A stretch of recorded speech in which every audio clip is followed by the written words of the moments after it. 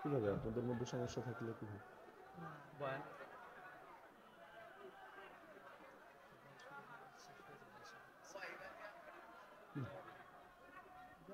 মানুষ মনে কিছু না ভিতরে সুন্নতে ছিল সুন্নতের কিছু নষ্ট নেই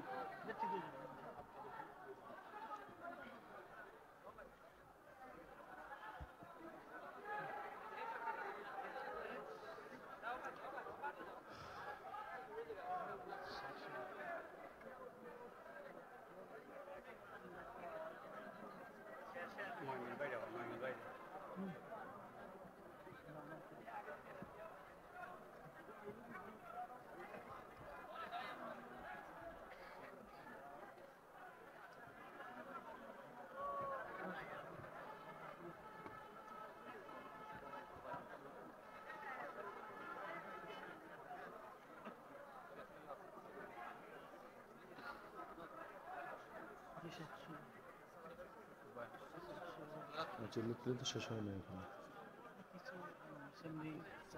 শেষ করুন ঝামেলা শেষ করুন আগে তো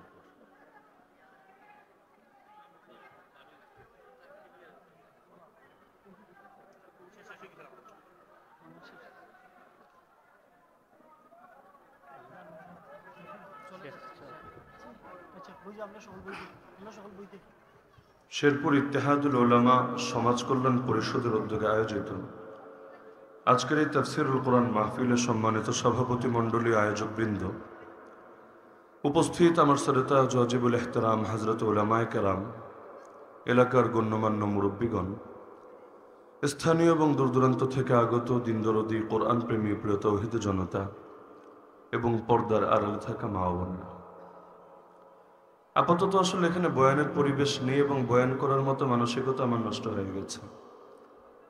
কক্সবাজার থেকে এসে সিলেটে প্রোগ্রাম ধরা আসলে বিশাল চ্যালেঞ্জের ব্যাপার। মাহফিল ছিল কক্সবাজার, সকালে রওনা করে এসে ধরতে পারবো কিনা তাই নিশ্চিত ছিলাম না। তার মধ্যে যানজট পাড়ি দিয়ে যতটুকু প্রস্তুতি ছিল, যেই পরিমাণ গাড়ির স্পিডও ছিল, জানের রিস্ক থাকলেও মোটামুটি মাগরিবের আগে স্বাভাবিকভাবে পৌঁছার সম্ভাবনা ছিল। তবে যানজটের কারণে সেটা সম্ভব হয়নি। কর্তৃপক্ষের প্রতি আমাদের অনুরোধ ছিল যে এশার নামাজটা 7টার সময় যদি আদায় করা হয়, নামাজের পরপর অল্প কিছু সময় হয়তো দিনী মুযাকারা করা যাবে। আমাদেরকেও নিশ্চিত করেছিল যে এশার নামাজ 7টায় অনুষ্ঠিত হবে। তবে আসার পর দেখলাম না, তারাও কথা রাখেনি। 7টায় হয়নি, নামাজ 7:15 হয়েছে। হয়তো তাদেরও সীমাবদ্ধতা ছিল। মসজিদ তো আর একজনের কথায় চলে না, বিভিন্ন শ্রেণীর মানুষ থাকে, চাইলেও হয়তো সবকিছু ম্যানেজ করা যায় না। তারপর নামাজের পরও যে এখন পরিবেশ, এখনো পর্যন্ত যেভাবে চিৎকার চেঁচামেচি চলছে, এতে তাফসিরুল কোরআন আলোচনা করা মানে কোরআনকে অপমান করা। কারণ একদিকে চিল্লাচিল্লি হবে আর আরেকদিকে কোরআনের কথা হবে, তো কোরআনের কথা শোনানো হবে কেন?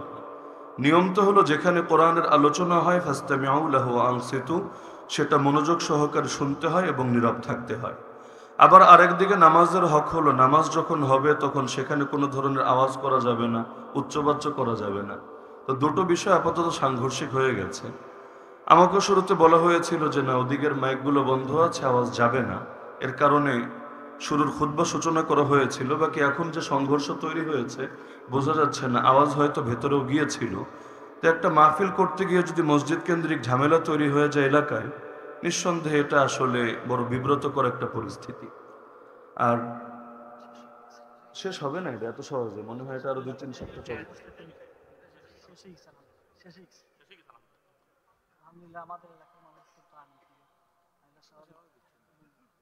তো যাই হোক, মেজাজ নষ্ট হয়ে গেলে একবার কথা বলা যায় না।